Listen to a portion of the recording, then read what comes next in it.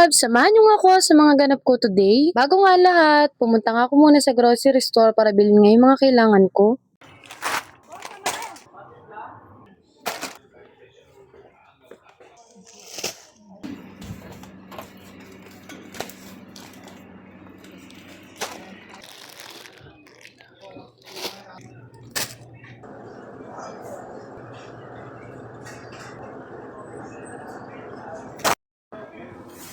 Malapit nga lamang sa amin itong pamilihan, inilakad ko na lang din at dumaan na nga rin ako dito sa tindahan namin. In as early as 3 weeks. Loves it stays. Clinically proven yan.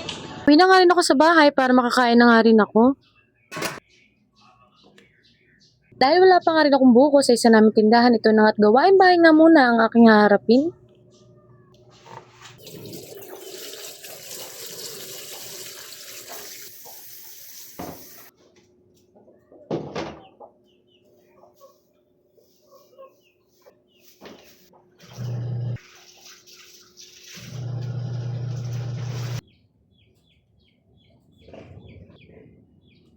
Ito nga ang gusto ko kapag nagsasampay ako, nakabukod nga yung mga damit sa mga short. Para kapag pininaw ko at titiklopin nga yung madadalian na nga lamang ako.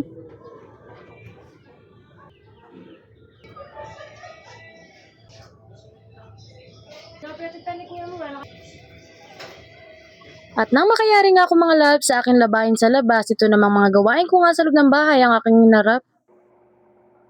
Ay nana, ay nana, ay. At bago nga ako maligo, makipagkulitan nga muna ako dito sa aking mga anak. At dahil tapos na nga rin ako sa aking mga gawain, lumabas na nga rin muna ako sa tindahan at sinilip ko nga tong mister ko ay naglalagay na pala ng buko sa tricycle.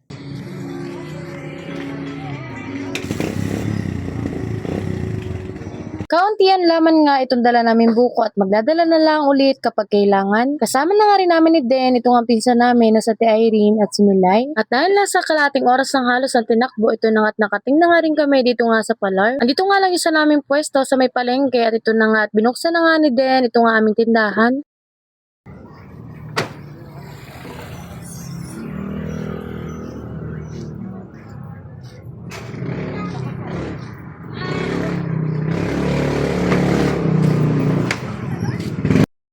At nang makayari nga kami mga loves sa pagbabangan ng aming mga dalang buko, ito na at nagsiuwian na nga rin kami. O siya, hanggang dito na lang muna ulit. Bye mga loves!